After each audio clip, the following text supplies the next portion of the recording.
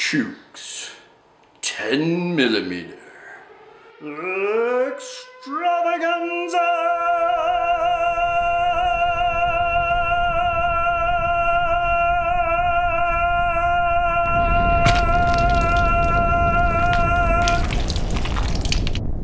Greetings all, welcome once again to Chuke's 10mm extravaganza.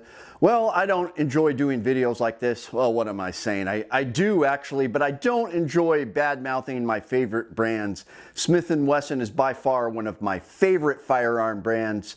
The Smith & Wesson 686 7-shot 357 Magnum is by far my favorite revolver. I love that gun, if not my favorite gun, period. I simply love everything about it. I love Smith & Wesson. That being said, there have been some serious concerns with both their customer support and the new Smith & Wesson 10mm M&P. Now, I love the M&P line. I think the 9mm is an affordable, compact. It's just about as reliable as a Glock.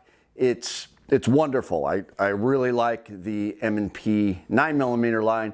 Now, the 10mm line was highly anticipated, and let's just be frank, there's been a lot of problems with it. Across the board, what I'm finding on forums is that people are having problems with reliability with higher grain, higher power loads on the 10mm, that it's shooting, 40 Smith & Wesson power stock range ammo fine, but the Underwood and the Buffalo Bore, it's having serious problems with, and we're getting a lot of reports of that. That being said, I have several friends with the M&P 10.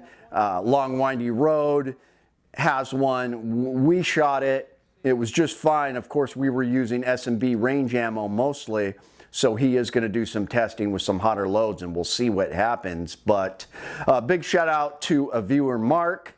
He sent in some footage. I will try to link the forum discussion in the Smith & Wesson forums where he discussed it, everything that was going on. But he had a different problem. Now, he had a problem where he would fire S&B 180 grain range load, same full metal jacket that we were using, and the mag would drop out. And he shows very clearly on his videos that he did not have his thumb or finger or anything near the mag release. It was just dropping on its own accord. He sent it in to Smith & Wesson. They claimed that they fired it with no problems, and they sent it back. This happened a couple times, and then they claimed that it was the 220 grain Underwood that he was using. Just unacceptable, and they claimed it was the mags. He sent the mags in. It has just been a living nightmare for this guy, and I really feel bad for him because the ergonomics on the Smith 10, he's a Smith & Wesson fan as well. The ergonomics on the Smith & Wesson 10 are phenomenal. The recoil isn't bad. What I take it down to is that this is a first gen. Sometimes they work out the bugs in the first gen production. I'm hoping that with subsequent releases of the Smith & Wesson M&P 10mm that they're going to fix this, and it's going to be a reliable 10mm that shoots hot loads. You could use it out in the woods for bear protection. But I think these kind of stories should be brought to light, should be sent out to the public. So let me know what you think. Let's take a look at the footage again. Obviously, he's not hitting the slide release, and this is a major problem. Some other people have described the Smith 10s as undersprung. That means that the springs are not set up for the tension of a higher powered 10mm load, a regular 10mm load. Let's just face it, I shoot a lot of the S&B loads, and then when I shoot Chuck's hand loads, I'm like, whoa, you really load these hot. And he said, no, I don't. Those are basic 10mm loads. The S&B is watered down. You're shooting close to 40 Smith & Wesson loads when you're firing that thing. I'm just loading for basic 10mm. So I really wish a lot of these ammo manufacturers would come up with loads that are basic 10mm, just beef them up a little bit. But this is very disappointing to hear about Smith & Wesson.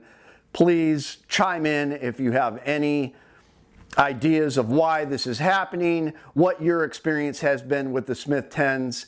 I'm not going to give up on it yet. I still think it's a great gun. I love Smith & Wesson. I'm hoping with the new gens, they'll make a second gen and they'll fix these bugs. So let's hope that that happens, and let me know what you guys think about this problem and what you think about the Smith & Wesson 10mm M&P generally. Thanks for tuning in.